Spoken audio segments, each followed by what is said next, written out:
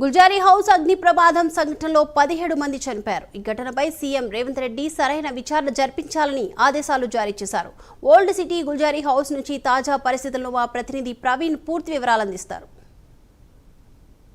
ఏదైతే ప్రమాదం జరిగిందో ఈ యొక్క చార్మినార్ దగ్గర ఉన్నటువంటి మనం ఏదైతే చూస్తున్నామో ఆ బిల్డింగ్ దగ్గరనే మనం ఇప్పుడు ఉన్నాము. అయితే కృష్ణ పెరల్స్ ఏదైతే ఉందో దాంట్లో నిన్న షార్ట్ సర్క్యూట్ కారణంగా ప్రమాదం అయితే జరిగింది. దాంట్లో మొత్తం టోటల్గా 17 మంది చనిపోవడం బాధాకరమైన విషయం అంటూ కూడా కాసేపటి క్రితమే అయితే కేటీఆర్ కూడా రావడం జరిగింది. కేటీఆర్ మాజీ మంత్రి కేటీఆర్ రావడం జరిగింది. సంఘటన స్థలాన్ని అయితే పరిశీలించారు. కేటీఆర్తో పాటు మహమ్మద్ అలీ కూడా అయితే తలసాని శ్రీనివాస్ యాదవ్ కూడా రావడం జరిగింది. అయితే ఇప్పుడు ఇక్కడ మనం చూస్తున్నటువంటి ఏదైతే ఉందో అదే బిల్డింగ్లో పైన అంతస్తులో మొత్తం టోటల్గా G+2 ఉండడం, G+1 అనుకున్నారు కానీ దాంట్లో ఇంకొక అయితే ఏదైతే రూమ్ ఉంటుందో దాంట్లో గిట్ట ఉండడం చేత అక్కడ ఎవరిని కూడా తీసుకురావడానికి వీలుగా లేనటువంటి ఇక్కడైతే మనం ఏదైతే ఈ యొక్క గేట్ చూస్తున్నామో ఆ యొక్క గేట్ని పోలీసు వాళ్ళు మొత్తం టోటల్గా ఎవరిని కూడా లోపలికి రానివ్వడం లేదు. ఎందుకంటే దాంట్లో మరికొన్ని క్లూస్ సేకరించాలి కాబట్టి ఇక్కడ దాని కొరకే ఇక్కడ ఎవరిని కూడా రానివ్వడం లేదు. వాళ్ళకు సంబంధించిన బంధువులు కూడా ఇక్కడ పోలీసు వాళ్ళతో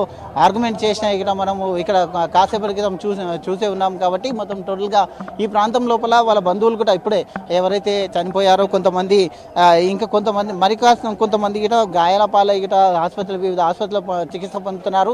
అయితే కేటీఆర్ కాసేపటి క్రితం కేటీఆర్ మాట్లాడినప్పుడు కూడా గతంలో మరి ఫ్యూచర్లో కూడా ఇలాంటి ప్రమాదాలు జరగకుండా చూసుకోవాలి అంటూ కూడా కేటీఆర్ చెప్పిన క్రమం లోపల అయితే 5 లక్షల ఎక్స్గ్రేషియా గిట ప్రకటించారు. అయితే చనిపోయిన వాళ్ళు ఎవరైతే ఉన్నారో వాళ్ళకి 5 లక్షల ఎక్స్గ్రేషియా గిట ప్రకటించారు. ఇక్కడ ఉన్నటువంటి మొత్తం టోటల్గా చార్మినార్ ప్రాంతంలో కావడం చేత మొత్తం టోటల్గా రద్దీగా ఉంది. ఎక్కడ చూసినా రద్దీగా కనిపిస్తుంది. వాళ్ళ బంధువులు కూడా మనం చూసుకోవచ్చు.